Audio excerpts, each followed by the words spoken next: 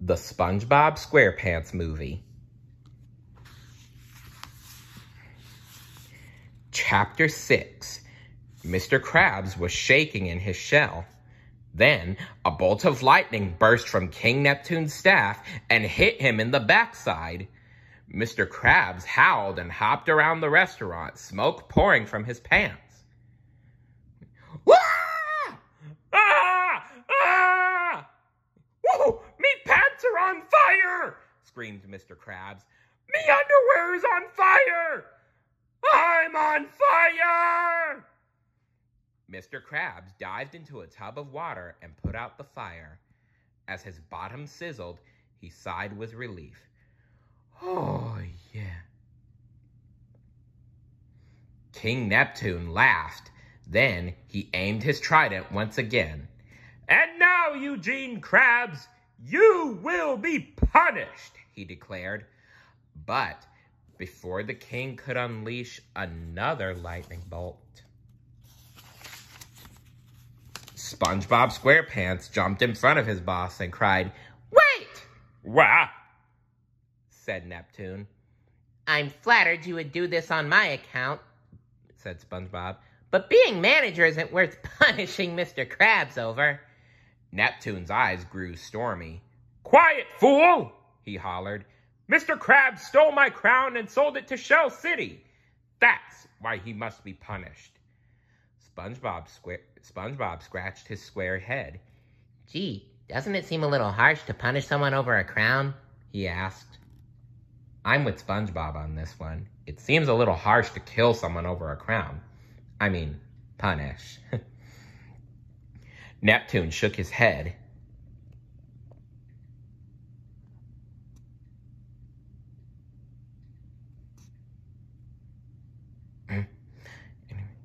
Neptune shook his head. You don't understand. My crown is a symbol of my king-like authority. The king leaned over and whispered, and just between you and me, my hair is thinning a bit. Ah, Your Highness, I'm sure it's not that noticeable, said SpongeBob. The king considered SpongeBob's words. Then, standing tall, Neptune pulled the paper bag off his head. The glare on the bald spot was so strong, it practically blinded everyone. Ah! Bob! Bob! Ah! Bob! Bob! Bob! Bob! Screeched SpongeBob, pointing at the chrome dome and shielding his eyes. Bob! Bob! Bob! Reddening, Neptune quickly placed the bag back on his head. All right, that's enough, he said. SpongeBob now understood how important the crown was to the king. He tugged at Neptune's beard. King Neptune, sir, said SpongeBob, would you spare Mr. Krabs from punishment if I went and got your crown back? You? Bellowed Neptune. Go to Shell City? The king laughed out loud.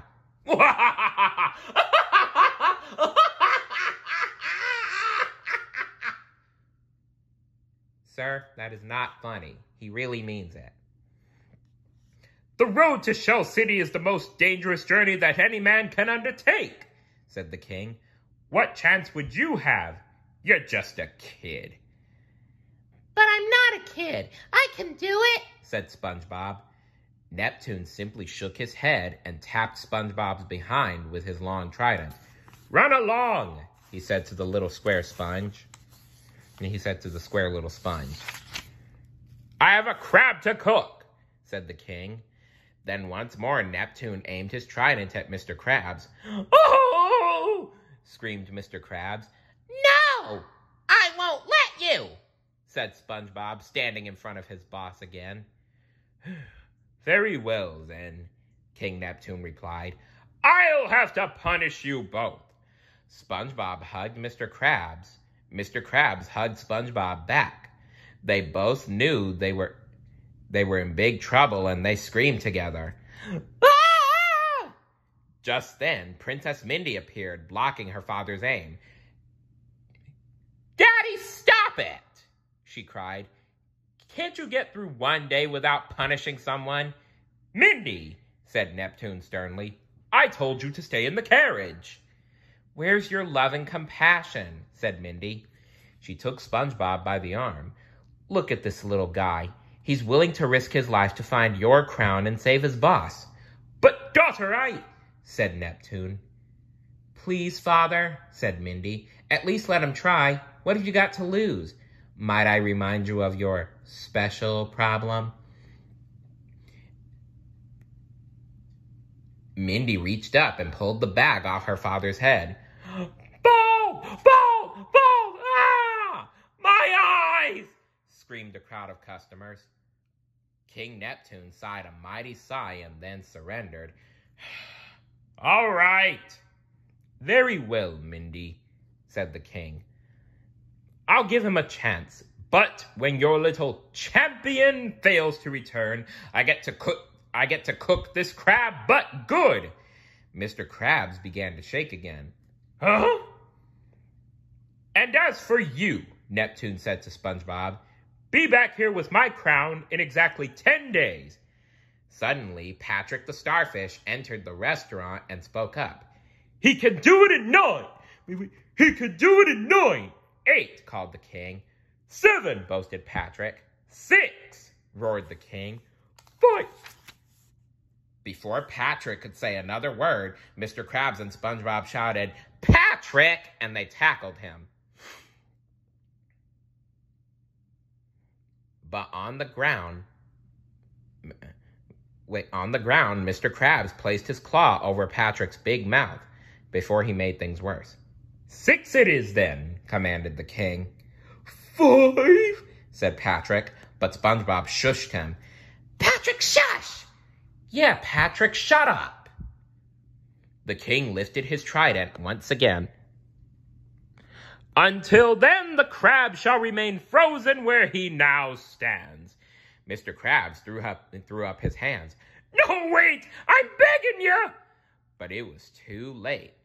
An icy ray blasted out of Neptune's trident, cooling the Krusty Krab 2's dining room. Huh, said Squidward. Who turned on the air conditioner? Then he spied Mr. Krabs.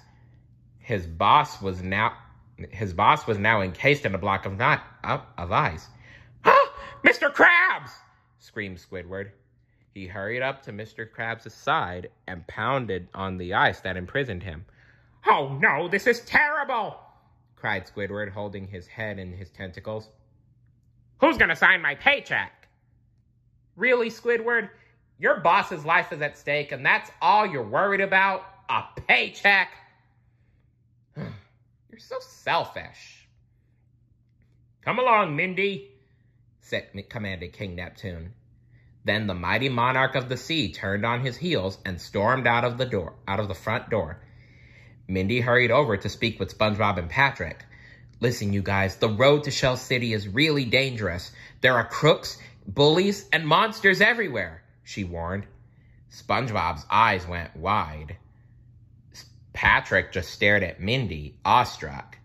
He had never seen a mermaid before, let alone one so beautiful.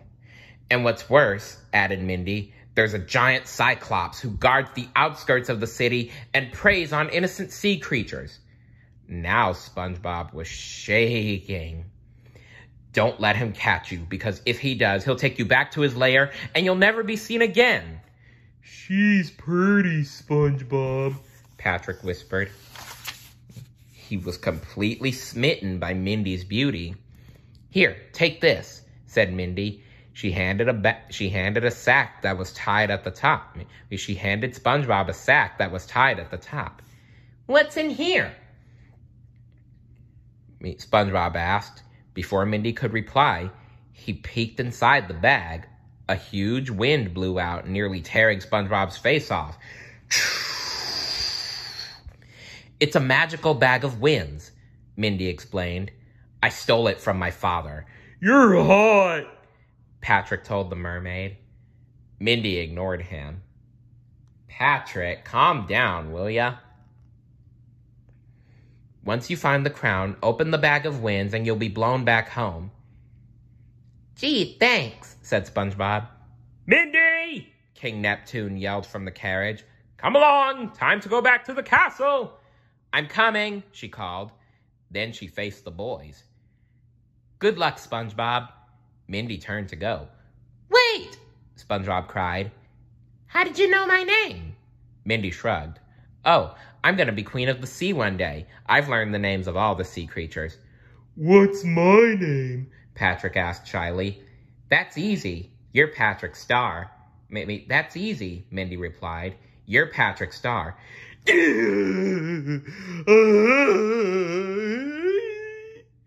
Said Patrick. Then he fainted. Mindy! The king roared. I've got to go, said Mindy. Then she smiled at them. I believe in you guys. Thanks, Mindy. Thanks, Mindy, called SpongeBob as the mermaid princess swam away. Now that the king and his daughter were gone, SpongeBob walked up to his frozen boss to console him.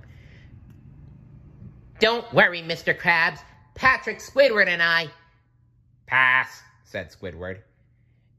Patrick and I... Hi, Patrick waved. We are gonna save you from Neptune's wrath. Wrath means anger.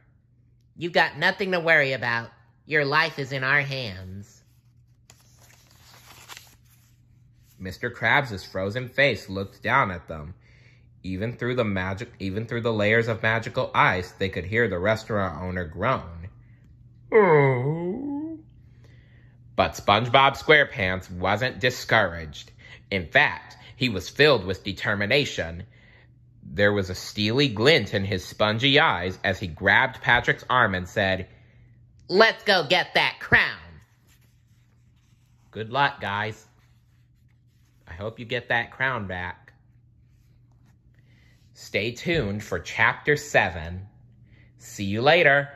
Bye.